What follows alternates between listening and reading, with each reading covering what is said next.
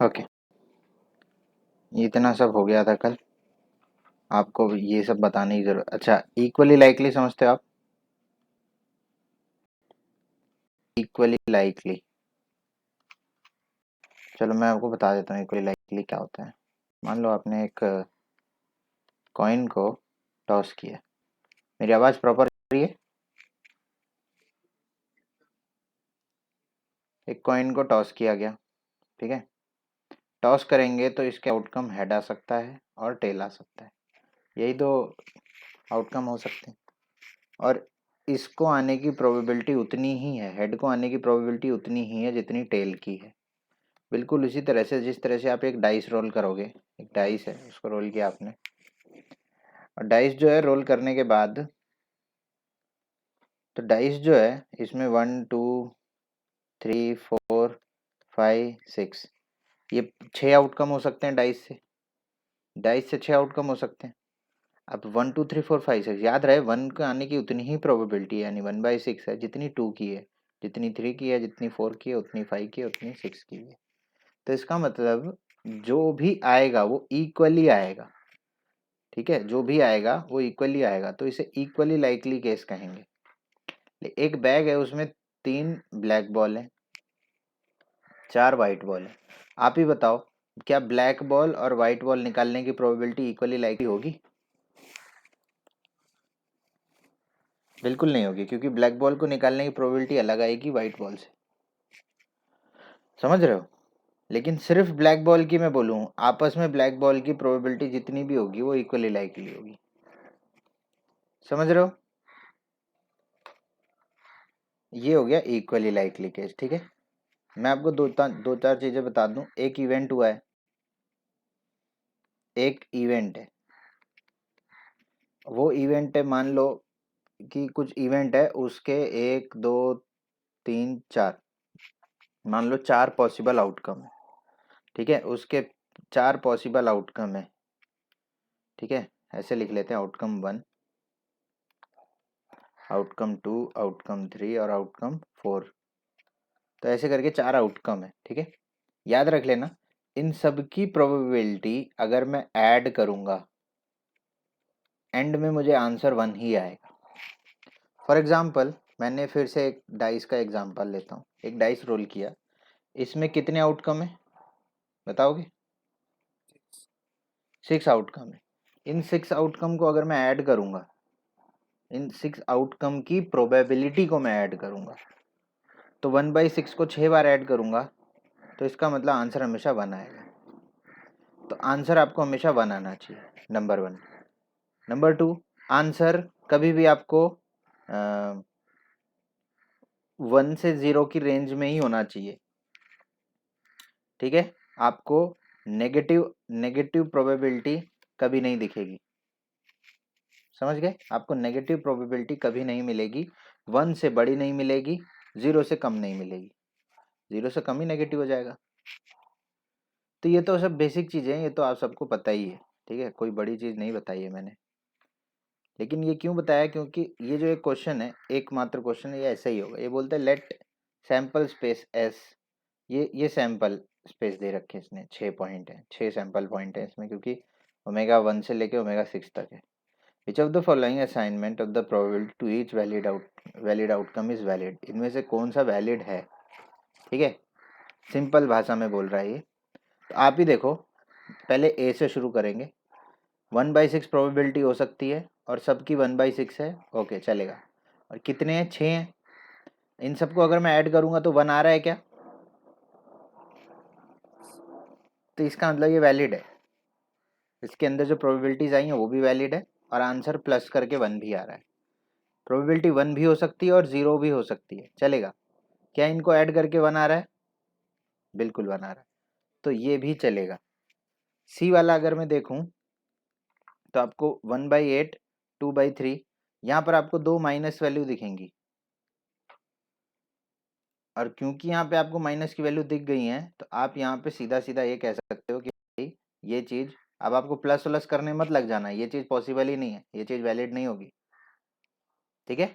उसी तरह से आपको ये सभी प्रोबेबिलिटी वैलिड दिखती है, बिल्कुल भी वैलिड दिखती है। वैलिड दिखती है नो, ऐड कर लेना, 1 आता है तो ठीक है, नहीं तो गड़बड़ है। ये भी आपको सारी की सारी प्रोबेबिलिटी वैलिड दिखेंगी एक्सेप्ट ये 3/2 वैलिड प्रोबेबिलिटी है क्या? ये 1 है ना, ग्रेटर देन 1 है, तो ये चीज़ भी वैलिड नहीं है। तो इस तरह से आप करके देख लेना, आपको समझ में आ जाएगा कि भाई कोई चीज़ सही है या गलत है, वो क्यों गलत है और क्यों सही है, आपको पता चल जाएगा। याद रख लेना, एक एक प्रोबेबिलिटी को पहले देख लेना वैलिड है कि नहीं। अगर वैलिड नहीं है तो फिर ऐड करने की ज़रूरत नहीं है, वहाँ से ज़रूरत नहीं है। ओके, चलो ये सब कर रखा है, देखो सम, ये बोला कंडीशन इट इज आइदर 0 और 1, सो सब ऐड किया 1 है, देयरफॉर असाइनमेंट इज वैलिड। ये बोलता है नॉट वैलिड, ये भी बोलता है नॉट वैलिड। ये बोलता है सम ऑफ प्रोबेबिलिटी ऐड करके 2.1 आ रहा है, 1 आना चाहिए, तो असाइनमेंट अभी भी नॉट वैलिड। तो ऐसा क्वेश्चन आपको एक्सरसाइज में शायद क्वेश्चन नंबर 1 मिलेगा, वो आपको ऐसे ही करना है। अब आपको फालतू में इधर उधर में नहीं समझाने में पढ़ूंगा, ठीक है। मैंने आपको बोला था सेट्स के कुछ चीज़ें कर लेना, ये सब सेट्स की बातें हो रही हैं यहाँ पर, ठीक है। ये एक फॉर्मूला होता है, प्लीज़ इसको याद कर लो, हालांकि याद है आपको ये चीज़, P A union B is equal to P of A plus P of B minus P intersection B. ये चीज़ आप प्लीज़ याद कर लो, ये चीज़ आपके बहुत काम आएगी। और ऐसे ही और भी कुछ फॉर्मूलेज हैं जो आपके बिल्कुल काम आने वाले हैं, ठीक है।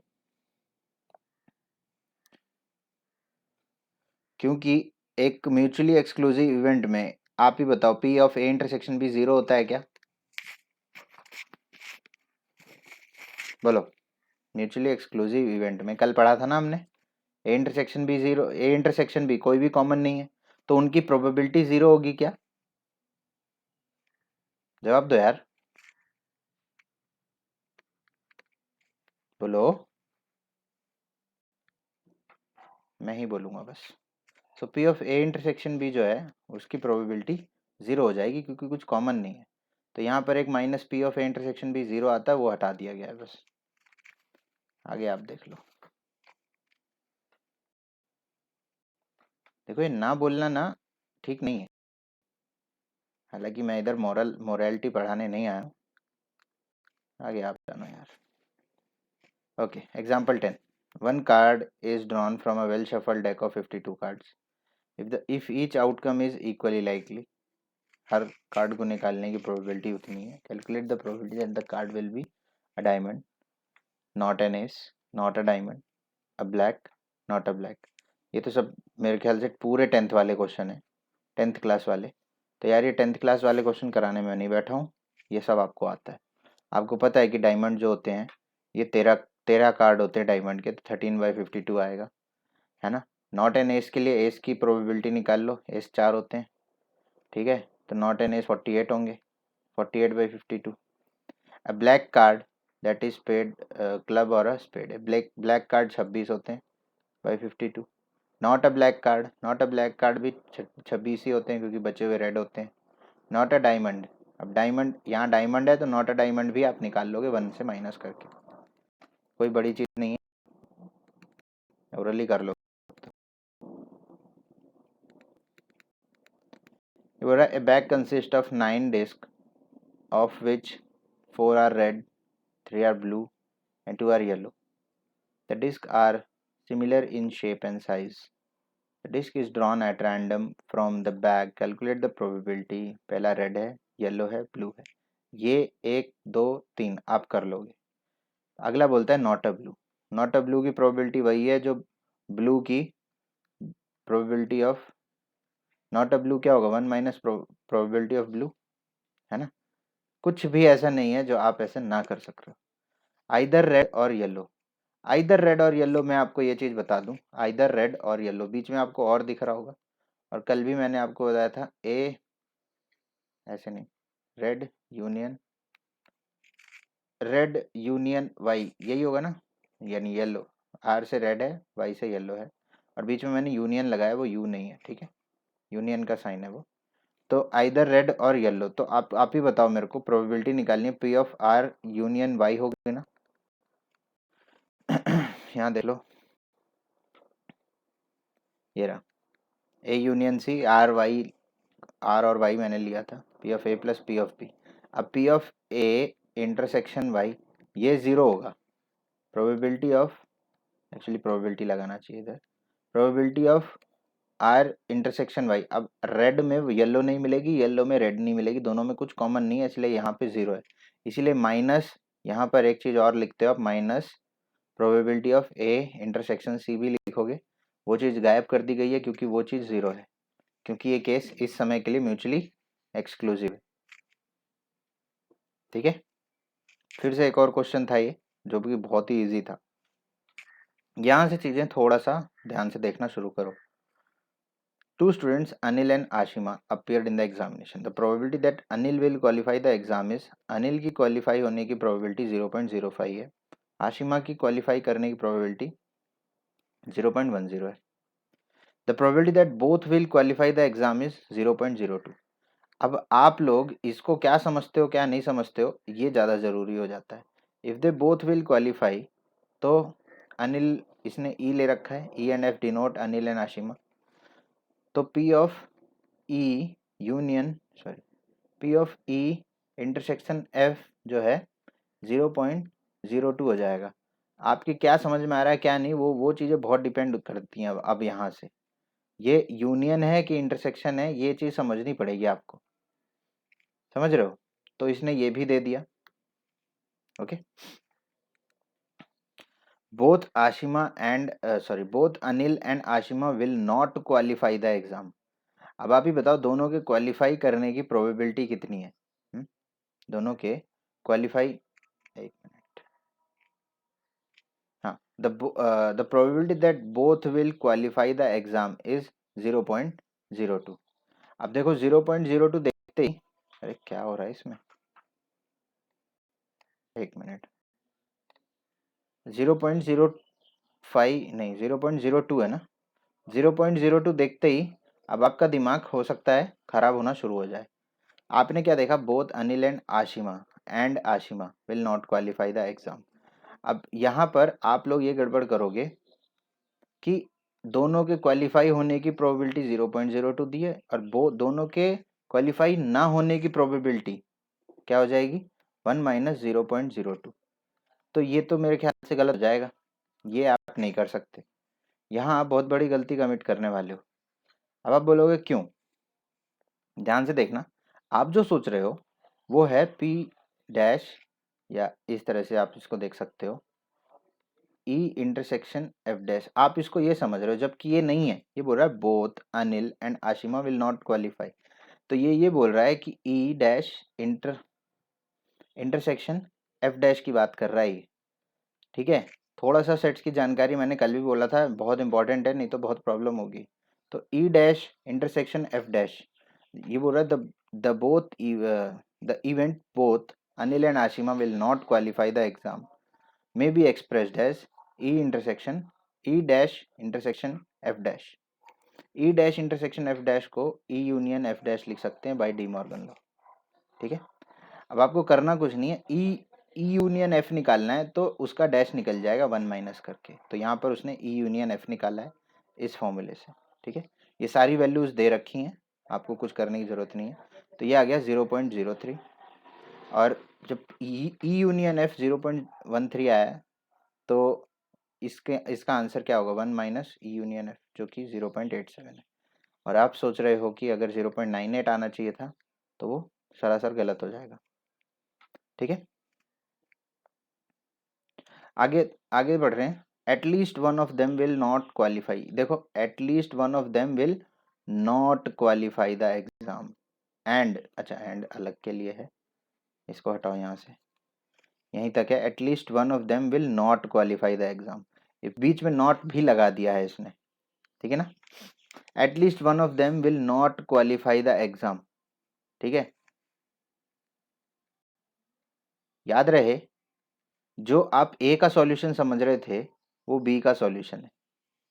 ठीक है, जो आप ए का सॉल्यूशन समझ रहे होते पहले, ये वाला आंसर, वो एक्चुअल में बी का सॉल्यूशन है। ठीक है, at least one of them will not qualify, तो मैं अभी भी बोल रहा हूँ, अगर आप लोग अभी भी प्रोबेबिलिटी को हल्का समझ रहे हो, तो अब से थोड़ा सा सचेत हो जाओ, अब से थोड़ा सा दिमाग लगाना शुरू करो, क्योंकि यहाँ से चीज़ें आपको ये समझनी पड़ेंगी।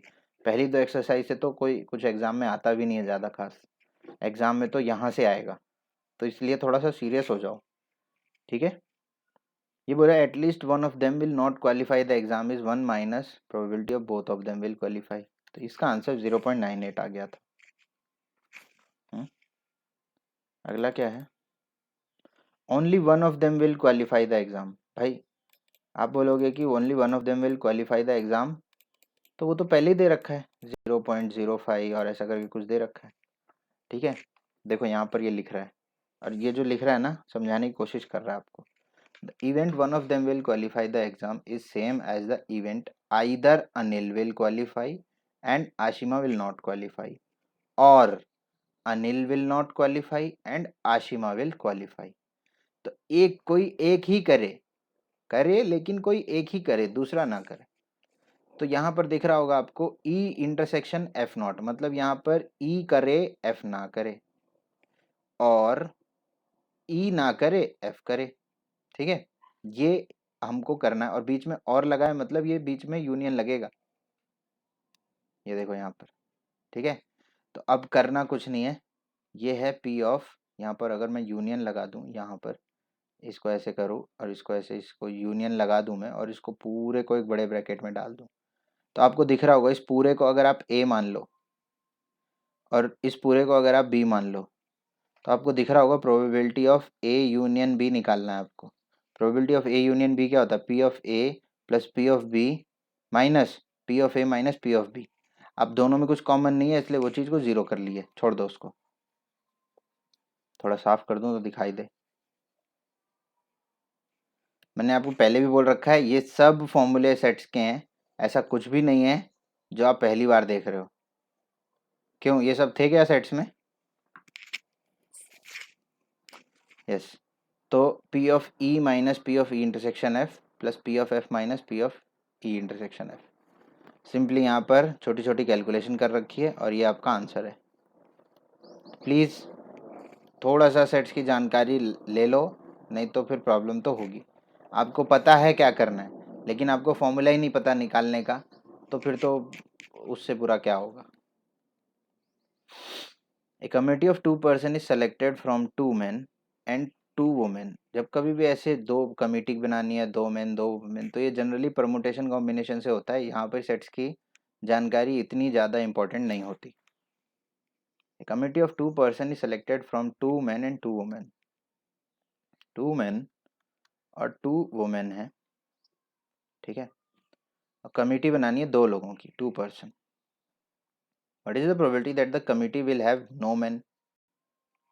तो पहली बात तो जो इसका टोटल आउटकम होगा, टोटल आउटकम की प्रोबेबिलिटी कितनी होगी भाई, 4 लोग, उसमें से 2 लोग ही कमिटी बनानी है, तो 4C2 होता है। ऐसा यही होता है कि नहीं। अब अगली बात ये बोल रहा है कि कमेटी में मैन नहीं होना चाहिए, ठीक है। कमेटी में जो मैन है वो नहीं होना चाहिए, तो इसका मतलब कमेटी आप कहाँ से चुनोगे, 2 वुमेन से, है ना। 2 वुमेन से 2 लोगों की कमेटी बनेगी। ये क्या आपका फेवरेबल आउटकम हो गया, और टोटल आउटकम क्या है 4C2। समझ गए नहीं समझ गए। तो यहाँ पर आपको दिख रहा होगा 1/6 आ रहा है आंसर, 2C2/4C2। ये बोल रहा है 1 मैन, एक आदमी हो बस। भाई एक आदमी हो तो इसका मतलब ये है कि 2C1, भाई दो मेन में से एक मैन हो और 2 वुमेन से एक वुमेन हो, ऐसे ये आपका फेवरेबल आउटकम हो जाएगा, ठीक है। बीच में मल्टीप्लाई लगेगा कि प्लस, ये पता है आपको, मल्टीप्लाई लगेगा कि प्लस, कोई डाउट है। 4C2 ये हो गया टोटल आउटकम, ये आ गया सेकेंड वाले का आंसर। थर्ड वाले का है 2 मैन, 2 मैन तो वापस यही आएगा आंसर, 2 मैन का आंसर वापस यही आएगा। क्यों, इस बार दो मैन से कमेटी बनानी है 2 लोगों की आउट ऑफ 4C2, यही है। ये देखो 2C1 टू 2C1, ये आ गया 2/3, और ये वापस 1/6 आ गया। भाई चलेगी बात इतनी, काम समझ में आ रहा है कि नहीं, काम हो रहा है कि नहीं, थोड़ा अच्छा छोड़ो यार, तुमसे पूछना भी तो नहीं है। ओके, अब यहाँ से मैं कुछ क्वेश्चन मैं आपको, अब देखो यार, die is thrown, find the probability prime number will appear. अब यार ये कराने बैठ जाऊंगा तो मतलब नहीं बचेगा कुछ। Number less than 6 will appear, number more than 6 will appear, मतलब फिर यही कराने बैठ गए तो फिर यही। अब 52 कार्ड्स में से how calculate the probability that the card is an ace of spade. यार ये सब चीज़ें आपने पत्ते वाली चीज़ें पढ़ी हैं 10th में, मैं इन सब के पीछे नहीं पढ़ूंगा, ठीक है। 4 men 6 women council and committee, नहीं ये भी नहीं, ये भी कर लोगे। 8th भी कर लोगे। पहले ही बताओ कल की क्लास के क्वेश्चन कुछ किए कि नहीं? हाँ चलो, we will start with very easy question, easiest का क्वेश्चन, और वो है 10th क्वेश्चन। जल्दी करो और बताओ मेरे को। ओके बहुत इजी है। असैसिनेशन कितने वर्ड है? 13। वोवेल कितने हैं? 6, तो ये 7 हो जाएगा, ठीक है। तो इसका मतलब ये 6/13 हो जाएगा और ये 7/13, ठीक है। समझ रहे हो? बड़ा इजी है, 9th में खुद ही कर लोगे।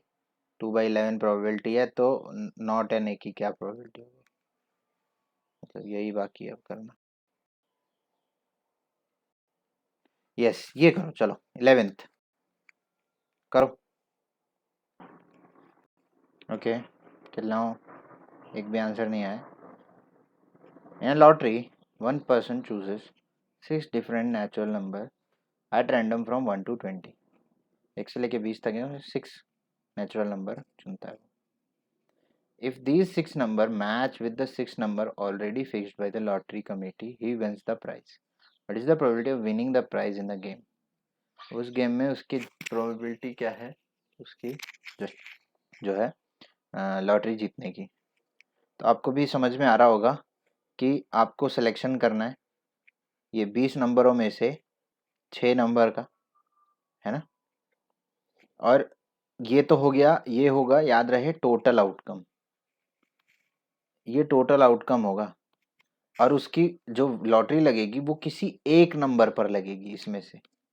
तो आंसर क्या हो जाएगा? 1/20 C6, ये होगा हमारा आंसर, क्योंकि प्रोबेबिलिटी किसी एक नंबर पे लगेगी और वो टोटल कितने नंबर बनेंगे? इतने बनेंगे, 20C6।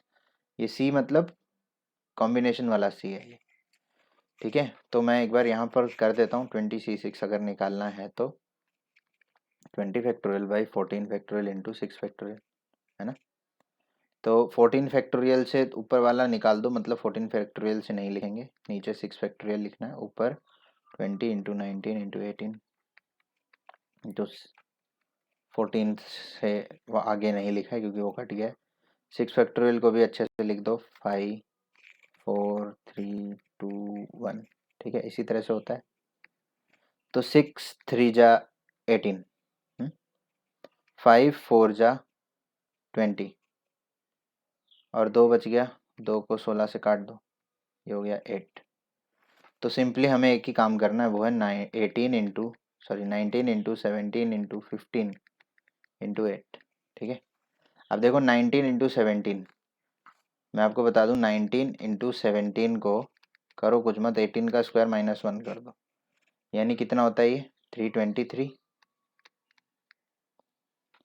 ये हो गया 15 8 जा 120, जीरो लगाओ, 12 3 जा 36, 12 2 जा 24 27, 12 3 जा 36, 3 8 7 6 0, यही है क्या आंसर?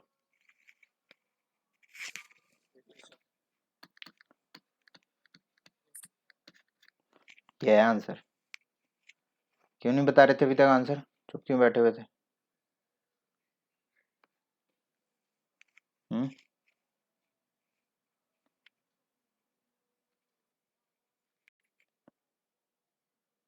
12th फॉर्मूला बेस्ड है, ठीक है। Check whether the following probability P and A and B are consistently defined. अब यार ये तो आप ही करने वाले हो, टोटली फॉर्मूला लगा है भाई, तीनों चीज़ें देख के फॉर्मूला भी पता चल ही रहा होगा। 13th भी फॉर्मूला वाला है, P of A plus P of B, ये जो इसको प्लस करते हो इसको माइनस करते हो तो इसके बराबर आता है ना। ये भी आप करने वाले हो, हालांकि बता दिया है मैंने कैसे करना है। मैं उन सवालों पे टाइम वेस्ट नहीं करना चाहता हूँ जिसमें आप आराम से कर लोगे, ठीक है। मैं आपको 11th वाले में मेरे को लगा आप फंस सकते हो तो मैंने वो करा दिया, ठीक है। अब देखो ये वाला क्वेश्चन क्या बोलता है कि पी ऑफ ए जो है 3/5 है, पी ऑफ बी 1/5 है, और पी ऑफ ए और बी यानी कि ए यूनियन बी पता करो if P of A if A and B are mutually exclusive event. मतलब P of A intersection B जो है वो 0 है ना। तो सिंपली आप इनको ऐड कर दोगे तो आपका ये आंसर आ जाएगा, कुछ भी ऐसा नहीं है आप ना कर सको, ठीक है। आप एक काम करो, मेरे को 15th का सेकंड करके दिखाओ। फर्स्ट आप कर लोगे उसमें कोई दो राय नहीं है, सेकंड करो, ठीक है। जल्दी सेकंड करके बताओ। एक मिनट, मतलब कि प्रोबेबिलिटी ऑफ नॉट ई मतलब ई डैश, एंड का मतलब intersection, not F F dash. तो क्या है, डी मॉर्गन लॉ की वजह से आपको, आपने अभी अभी पढ़ा था ई यूनियन एफ का डैश हो जाएगा, तो मतलब आपके पास ई यूनियन एफ होना चाहिए। ई यूनियन एफ आपका यहाँ से निकलेगा, मतलब एक्चुअली आपका पहला क्वेश्चन ई यूनियन एफ ही निकालना था। यूनियन क्या, एफ क्या होगा, 1/4 प्लस 1/2 माइनस 1/8, यही होगा ना। इसको करने करने जाओगे आप तो आपको देखो ये क्लियरली पता चलेगा, यहाँ आएगा 2, यहाँ आएगा 4, यहाँ आएगा 1, ठीक है। तो 5/8 आ रहा है। तो अगर E P of E union F जो है 5/8 है, तो P of E union F dash क्या होगा, 3/8 होगा ना। 3/8 हो जाएगा, सिंपल, बड़ा इजी था, आपने कर रखा था इसलिए इजी था। बिल्कुल उसी तरह से 16th भी करो, जल्दी से करके दिखाओ मेरे को। ओके, ये बोल रहा है नॉट ई और नॉट एफ, मतलब प्रोबेबिलिटी ऑफ नॉट ई और लगाए तो यूनियन, नॉट एफ मतलब ये डी मॉर्गन लॉ की वजह से probability of E intersection F dash हो जाएगा ना, यही हो जाएगा। तो ये जो प्रोबेबिलिटी दी है ये इस चीज़ की दी है, तो probability of E intersection F निकालने के लिए मुझे 1 माइनस 0.25 करना पड़ेगा, जो कि 0.75 होता है। अभी बोल रहा है कि state whether E and F R mutually exclusive. Mutually exclusive के लिए प्रोबेबिलिटी 0 आनी चाहिए, जबकि यहाँ पर कोई 0 वैल्यू नहीं है, यहाँ 0.75 वैल्यू है, तो इसका मतलब कि ये म्यूचुअली एक्सक्लूसिव नहीं है। क्लियर है भाई?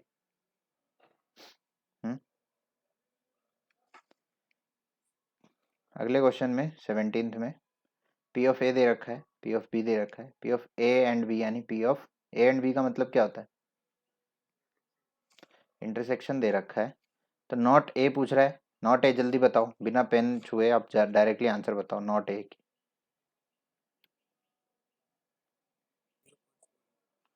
0.58 48 भाई 1 माइनस करोगे ना। पी ऑफ नॉट बी कितना है, 0.52। ए और बी ये ओरली करो तो देखता हूँ कितने लोग बता पाते हैं। पी ऑफ ए और बी ओरली करके बताना, लेकिन इसको इसको ऐड करो, इससे माइनस करो।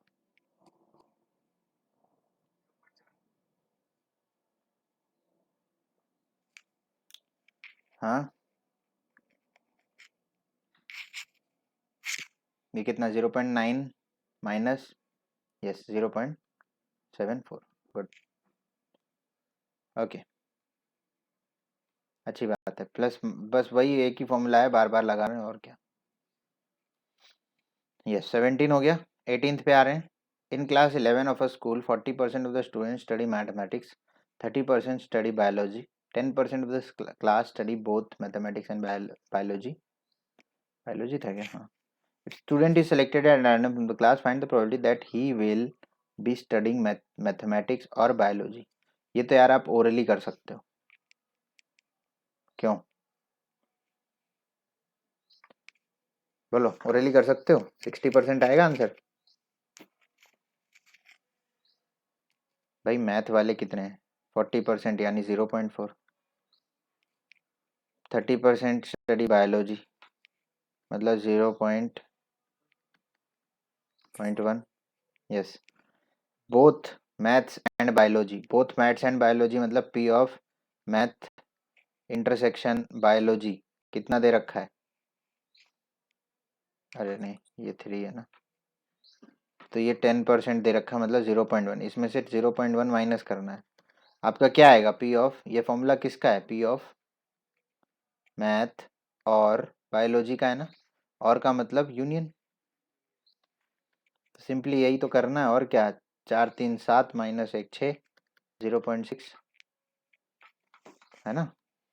तो ये तो डायरेक्टली कर सकते थे, क्योंकि यहाँ कुछ find the probability he will study mathematics और बायोलॉजी. तो ये तो आपको दिख रहा है कितना इजी है.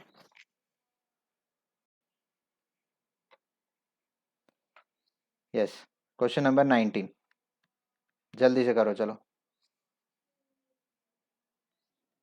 मैं तुमसे ये नहीं पूछ रहा हूँ, मैं तुमसे पूछ रहा हूँ ए क्या है? ए इवेंट क्या है? ए तुम क्या बोल रहे हो? किसको मान रहे हो? ए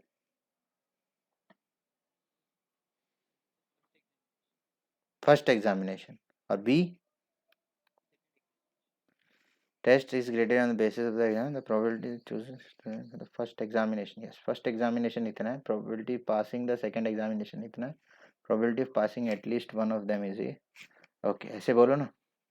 तो ए और बी का दे रखा है, तो पी ऑफ ए कितना बोल रहे हो? 0.8. पी ऑफ बी ये गिवन है 0.7. अब बोलो क्या बोलना चाहते हो.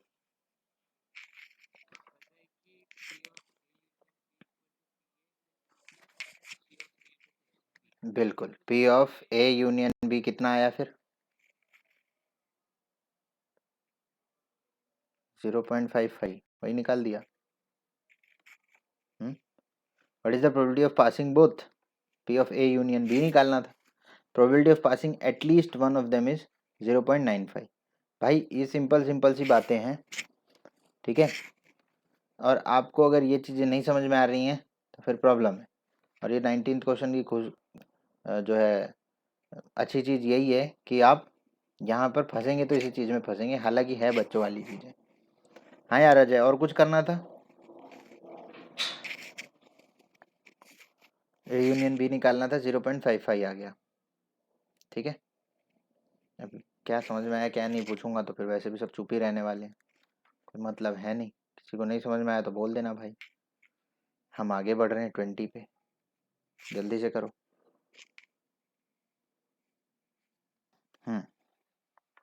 तो जिन लोगों को नहीं आया देख लें इधर. Probability that the student will pass the final exam in both English and Hindi is 0.5. तो दोनों में पास होगा मतलब इंग्लिश एंड हिंदी 0.5 दिया हुआ है. And the probability of passing neither, दोनों में ही पास नहीं होगा, तो उसकी प्रोबेबिलिटी क्या है? Not passing in English and Hindi. ये कितना दे रखा है? 0.1. और डी मॉर्गन लॉ से आपको पता है कि इसी को ही probability of E union F का करते हैं, ठीक है, डी मॉर्गन लॉ से. और ये कितना दे रखा है? 0.1. आप ही बताओ, अगर P of E union F not 0.1 है, P of E union F कितना होगा? 0.9. तो मुझे ई यूनियन एफ पता चल गया, P of E intersection H पता है मेरे को. एच है ना, ये एफ क्यों लिख रहा हूँ मैं? एच एच है. The probability of passing in English, अच्छा इंग्लिश की दे रखा है, what is the probability of passing in Hindi? यार क्या है इसमें? Probability of passing in English 0.75 है, probability of passing in Hindi नहीं पता है। तो हमें ये तो पता है कि probability of E union H, probability of E plus probability of H minus probability of E intersection H, ये होता है ना। ये दे रखा है 0.9, ये दे रखा है 0.75, ये हमें पता करना है। और ये दे रखा है हमको कितना कितना है 0.5 दे रखा है। 0.25 में कुछ ऐड करेंगे तो 0.9 आना चाहिए। तो कितना आ रहा है ये? क्या 0.25 0.65 आएगा? यही है answer.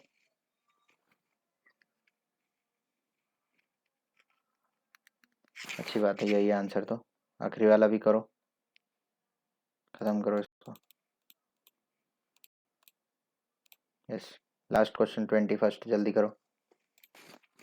Okay, in a class 60 student 30 opted for NCC। तो प्रोबेबिलिटी ऑफ ऑप्टिंग एनसीसी के लिए मैं एक काम करता हूँ, ए लेता हूँ, एनएसएस के लिए बी।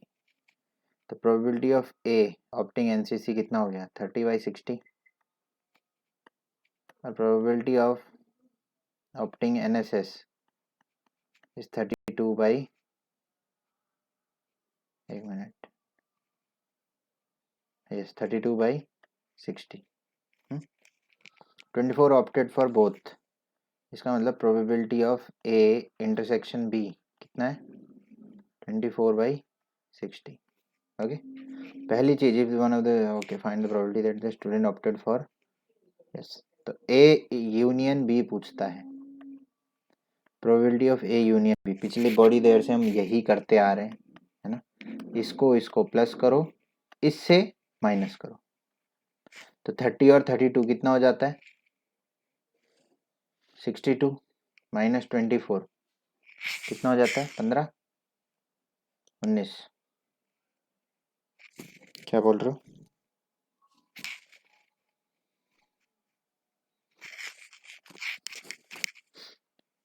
38/60 चलेगा। इसको आप 19/30 भी लिख सकते हो। क्या पहले का आंसर 19/30 है? क्या दूसरे का आंसर 11/30 है? आप बोलोगे डायरेक्टली कैसे हो गया? स्टूडेंट, ये भी हम बार बार करते हुए आ रहे हैं। द स्टूडेंट हैज इधर ऑप्टेड नॉट दिस, तो हम इसको इस तरह से लिख सकते हैं, P of, yes, P of A dash intersection B dash, या फिर P of A union B dash. A union B अगर 19/30 है तो ए यूनियन बी डैश कितना होगा? उसका 1 माइनस करके आएगा आंसर, 11/30 आता है। थर्ड वाला है, the student has opted NCC but not, sorry NSS but not NCC. तो मतलब पी ऑफ एनएसएस, एनएसएस मैंने बी लिया है, तो not opted for, sorry sorry उल्टा हो रहा है सब, ऑप्टेड फॉर एनएसएस मतलब B intersection C not, A not, sorry A not. यही है क्या? यही है कि नहीं, पहले ही बताओ। कुछ गलत लिखा है क्या मैंने? सीधे सीधे लिखूं तो ऐसे भी लिख सकते हैं इसको, ए नॉट इंटरसेक्शन बी, है ना। तो इसमें हम पी ऑफ बी माइनस, नीचे लिखता हूँ, P of B minus P of A intersection B, ये कर सकता हूँ कि नहीं? बोलो, पी ऑफ बी कितना है? 32/60। P of A intersection B कितना है? 24/60। ये आ जाता है 8/60, यानी कि कितना बोला आपने? 4/, या इसको और अच्छे से लिखूं तो 2/15। यही था क्या आंसर? यही था क्या आंसर? भाई बाकी लोगों को समझ में आया कि नहीं? अरे मैं भूल गया था, तुमसे पूछना ही नहीं है, आता कहाँ है तुम्हारे पास से आंसर। हाँ जी, मिसलेनियस एग्जाम्पल है कितने, एक बार मैं देख लेता हूँ। अगर आप लोगों को अभी तक लगा कि यार ये तो एकदम बकवास चीज़ें हैं, तो दिमाग लगाने को है ही नहीं, फालतू चीज़ पढ़े जा रहे हैं, तो फिर चिंता नहीं, अब हम फालतू चीज़ें नहीं पढ़ेंगे आपके हिसाब से। तो यस, देखो अभी हम क्या करेंगे ना, मिसलेनियस एग्जाम्पल कर लेते हैं, फिर मैं आपको छोड़ दूंगा। फिर हम कल से सीधा मिसलेनियस एक्सरसाइज ख़त्म कर देंगे, कल से स्टार्ट करेंगे मिसलेनियस एक्सरसाइज और ख़त्म करेंगे कल के कल, ठीक है, ताकि आप कल इस चैप्टर से रिहा हो जाए। Okay, example 14। On her vacation Veena visit 4 cities ABCD in a random order. What is the probability that she visits A before B? देखो यहाँ से आपको है ना एक चीज क्लियर हो जाएगी कि भाई आपको परमुटेशन कॉम्बिनेशन आता कितना है, आपको अगर परमुटेशन कॉम्बिनेशन आता कितना है। नहीं तो देखो, थोड़ा सा भी अगर आपको ऐसा लगता है कि नहीं मैं ऐसे डायरेक्टली तो नहीं कर पाऊंगा, तो आपके लिए एक तरीका ये है कि वो पहले तो क्वेश्चन ये है कि वीना जो है she visited ABCD cities, okay, in random order, in random order ABC cities उसने विजिट की है। तो आपको बताना है कि पहली तो सैंपल स्पेस कितना बनेगा। मैं फिलहाल बात कर रहा हूँ सैंपल स्पेस की, बस। आप भी जान रहे हो कि जब जब इसने घूमना शुरू किया था तो इसके पास पहले शुरुआत में 4 सिटीज़ की चॉइसेस थी, फिर जब इसने एक सिटी विजिट कर ली तो इसके पास 3 रह गई, फिर 2 रह गई, लास्ट में 1 रह गई। ये तो हो गया नॉर्मल तरीका।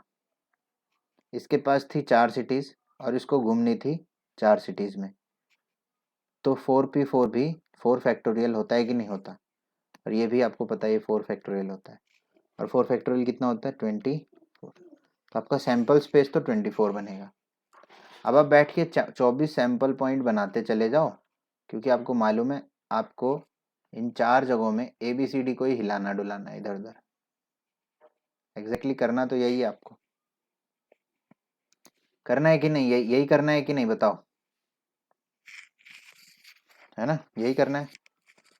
अब जरा आप ही बोलो, 24 सैंपल स्पेस आप बना लो, अगर बोलेगा बनाने को तो बनाओ, और मैं आपको सब कुछ बताऊंगा, सब कुछ अच्छे से पढ़ा रहा हूँ। यहाँ देखो ये बोल रहा है 24, तो सैंपल स्पेस में कितने सैंपल पॉइंट है 24, ये इसने बना रखा है सैंपल स्पेस, बड़ा सा बढ़िया सा प्यारा सा सैंपल स्पेस बना हुआ है यहाँ पर, है ना।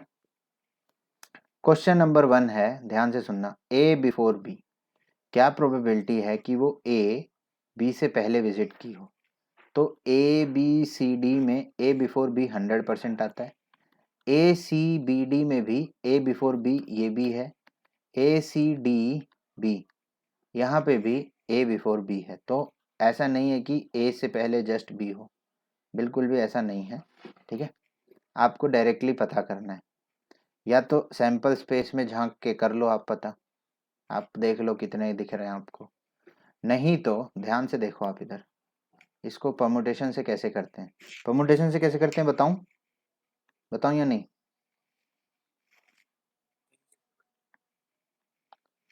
देखो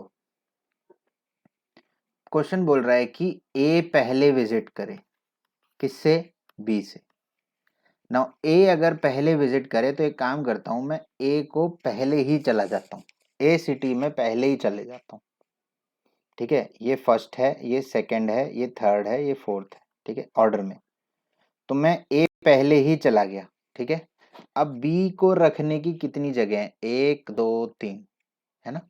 B जो है मैं सेकंड चला जाऊं, थर्ड चला जाऊं या फोर्थ चला जाऊं, B सिटी को मैं विजिट थर्ड करूं, सेकंड प्लेस पे करूं, थर्ड प्लेस पे करूं या फोर्थ प्लेस पे करूं, हमेशा आप एक चीज पाओगे कि A पहले ही रहेगा B से।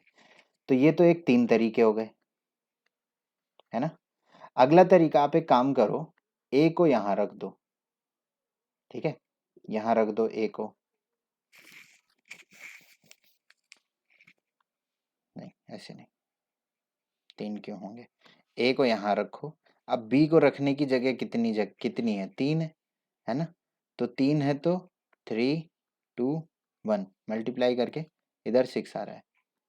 अब आप एक काम करो, फर्स्ट या तो सी चले जाओ या तो डी चले जाओ, आपकी मर्जी, मैं ए और बी की बात नहीं कर रहा हूं। अब आप एक काम करो, सेकंड जो विजिट है वो मारो ए की, और थर्ड और फोर्थ में या तो बी, या तो थर्ड जाओ या तो फोर्थ जाओ, मतलब अभी भी ए को पहले ही रखना है। वो अलग बात है कि वो सेकंड प्लेस पर है इस बार ए, लेकिन बी से पहले है। तो ये 2 × 1 ये हो गया 2, ठीक है। अब आप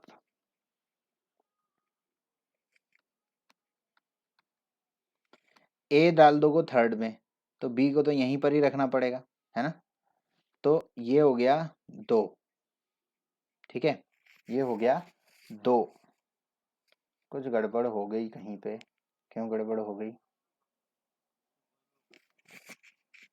अच्छा सॉरी, ये तो एक ही तरह से पॉसिबल है, लेकिन एक तरह से पॉसिबल नहीं है, ये याद रहे, ये 2 तरह से पॉसिबल है, ठीक है, और ये भी 2 तरह से पॉसिबल है।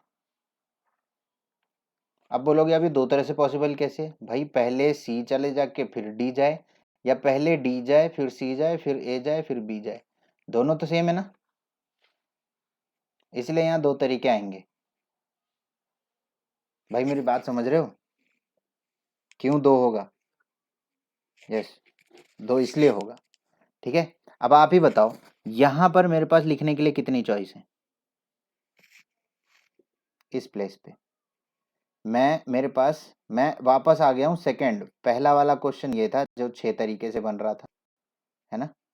अब मैं बोल रहा हूँ सेकंड वाले पे आ गया हूँ, ये था पहला तरीका, ये था दूसरा, और ये तीसरा, जब मैं ए को यहाँ, अब आप बोलोगे ए को लास्ट में पुट करो, भाई अगर ए को मैं लास्ट विजिट करूंगा तो बी से पहले तो कभी भी नहीं कर पाऊंगा। प्लीज थोड़ा दिमाग लगाओ, हाँ, मैं खाली छोड़ रहा हूँ वहां सिटी आने के लिए। अब आप बताओ, यहाँ पर मैं कितनी सिटीज विजिट कर सकता हूँ? सेकंड केस में मैं फर्स्ट सिटी किस किस को विजिट कर सकता हूँ? सी या तो डी, ना तो मैं बी को कर सकता हूँ ना तो मैं ए को कर सकता हूँ, इस चीज की वजह से मैं फिक्स हो गया हूँ। तो यहाँ पर 2 सिटीज लिख दी मैंने, यहाँ पे दो ही चॉइस लिख दी। अब आप बताओ, यहाँ पर और यहाँ पर कितनी चॉइस है मेरे पास? कोई भी एक जगह ले लो, इस जगह को बोलो कितनी चॉइस है मेरे पास। यहाँ पर हो गई विजिट या तो सी या तो डी, कोई एक विजिट हो गई। सेकंड में मैंने ए कर ली। अब आप बताओ, मैंने 2 सिटी विजिट कर ली कि नहीं कर ली? अब यहाँ पर मेरे पास कितनी चॉइस है? अब भाई 2 है ना थर्ड केस में, और यहाँ पर एक चॉइस होगी, तो इसका मतलब 2 × 2 ये हो गए 4। अभी भी ना आप में से काफी सारे लोगों को ये नहीं समझ में आया होगा, और नहीं आया तो बोलो, मैं ढंग से समझाऊंगा, कोई बड़ी बड़ी बात नहीं है इसमें। 6 4 2 12 होता है ये, आप ही देख लो, यहाँ 12 आ रहा है। आप लोग फ्रैंकली बताओ, आप में से कोई एक भी बोलेगा नहीं आया समझ में, तो मैं फिर बताऊंगा और ढंग से बताऊंगा। बाकी बाकी तो, हाँ, नहीं कोई कुछ बोल रहा है अभी। भाई तीनों बताऊं नहीं बताऊं, फिर से बोलो।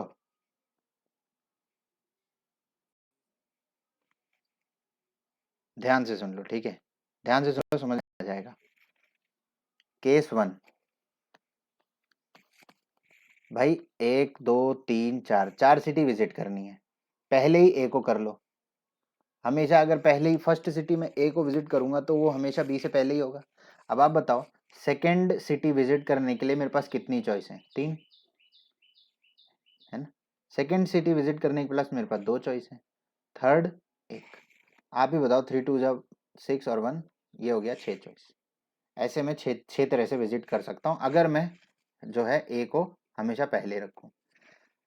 अब बात करते हैं केस 2 की। अब ए को विजिट जो है फर्स्ट मत करो, ए हमेशा सेकंड विजिट होगी। अब आप ही बताओ, अगर मेरे को बी बाद में विजिट करना है तो बी या तो इधर आएगा या तो इधर आएगा, इधर तो कैसे भी नहीं आएगा।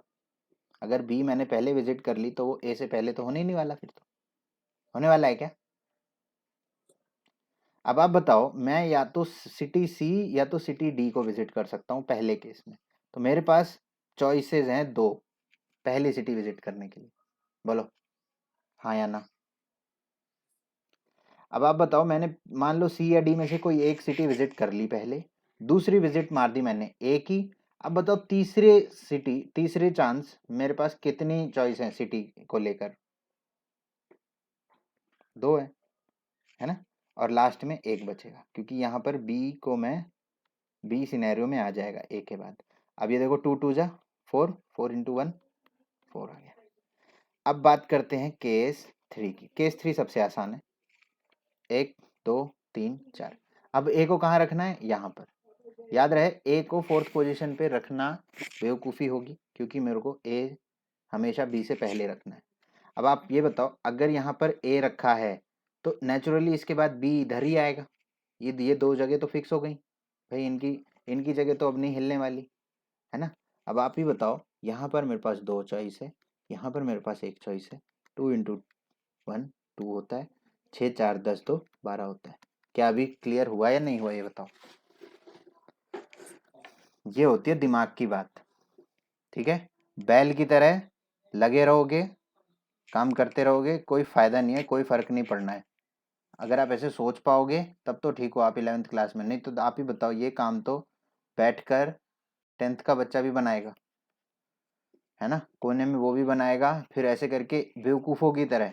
बताओ, बेवकूफ़ लोग की तरह नहीं देखेंगे, यहाँ ए से बी पहले है बिल्कुल, यहाँ भी ठीक है, यहाँ भी है, यहाँ भी है, गिनते रहो बैठ के, गिनते रहो। यहाँ बी पहले आ गया, ये नहीं है, यहाँ भी बी पहले है, तो ये सब चीज़ें काम की नहीं है, इसको हटाओ। यहाँ बी पहले है, सॉरी ए पहले है, यहाँ भी ए पहले है, यहाँ बी पहले है। बस ऐसे करके काउंट करते रहो, जिंदगी भर यही इसी में ही कट जाएगा, दिमाग लगाना कभी नहीं सीख पाओगे। अगला है, अब देखो, A before B and B before C. क्या आप ये मुझे परमुटेशन से करके दिखा सकते हो? मैं आपको 1 मिनट दे रहा हूँ सोचने के लिए, चलेगा 1 minute? So according to some 4 आ रहा है। चलो, कुछ लोगों के हिसाब से आंसर 4 आ रहा है। लेट अस सी कैसे। A before B and B before C, ये बढ़िया चीज था। ए जो है वो बी से पहले होगा, और बी जो है वो सी से भी पहले होगा। चलो भाई देख लेते हैं कैसे। 1 2 3 4। देखो सिंपल सी बात है, ए बिफोर बी ये बना दिया, और बी बिफोर सी ये भी बना दिया। तो ये तो एक तरीका हो गया, है ना? क्योंकि यहाँ पर एक ही जगह बचती है डी के लिए, बस एक ही जगह बचती है डी के लिए, बाकी तो कोई जगह नहीं बच रही। ये एक तरीका हो गया, यहाँ डी लिख दो या यहाँ 1 लिख दो, ये तो आ गया 1। अगला तरीका जो है, ध्यान से देखो, ए बी यहाँ कर दो, डी को यहाँ कर दो, और सी को यहाँ कर दो। तो यहाँ पे अभी भी ए बिफोर बी है और बी बिफोर सी ही है, तो ये भी एक तरीका हो गया। अब आप एक काम करो, 1 3 4, ए को यहाँ रहने दो, बी को यहाँ कर दो, सी को यहाँ कर दो, ये एक तरीका हो गया। ये भी अभी भी ए बिफोर बी है और बी बिफोर सी है। अब ए को यहाँ कर दो, बी को यहाँ कर दो, सी को यहाँ कर दो। ए के इधर आते ही बी और सी की जगह फिक्स हो जाएगी भाई, बी और सी नहीं हिलने वाले अब। आप बी को इधर नहीं कर सकते, सी को इधर नहीं कर सकते, या सी को या बी को इधर नहीं ला सकते। तो भाई अगर आपने बोला था इन सबको ऐड करके 4 आ रहे, तो बिल्कुल 4 ही तरीके हैं। आई होप इस बार समझ में आया होगा। चलिए, बहुत अच्छी बात है। ये आंसर है 1/6 यानी 4/24। अच्छी बात है। जल्दी से बताओ मेरे को, ए फर्स्ट एंड बी लास्ट। ये देखो, अब आपको ये सब कुछ परमुटेशन से करना है, भूल जाओ सैंपल स्पेस से। बैल की तरह नहीं काम करना है, दिमाग लगा के काम करना है। थर्ड वन जल्दी से, 1 2 3 4, ए पहले और बी बाद में, तो नेचुरली यहाँ 2 और यहाँ एक चॉइस बन गई, इसको मल्टीप्लाई करके 2 आ जाता है। बहुत बढ़िया, 2 ही है आंसर। फोर्थ, ए आइदर फर्स्ट और सेकंड। तो जरा देख लो एक बार, देखो ए को या तो 1 2 1 2 3 4, ए को अगर मैं पहले रख दूं तो ये यहाँ 3 चॉइस है, यहाँ 2, यहाँ 1, ये आ गया 6। अब आप ये बताओ, ए की अगर मैं कहीं भी रखूं, ए को मैं कहीं भी रख दूं, ए को यहाँ रख दूं, तब भी तो 6 ही बनेगा ना। ए को कहीं भी रख दो, सेकंड में बोलता है तो अभी भी तो यहाँ 3 चॉइस है, यहाँ 2, यहाँ 1, तो अभी भी तो 6 ही है। तो ए कहीं भी हो या कोई भी कहीं भी हो, एक चीज के इधर उधर करने से पॉसिबल आउटकम 6 ही बनेंगे। तो 6 और 6 12 हो गए। चलेगा नहीं चलेगा?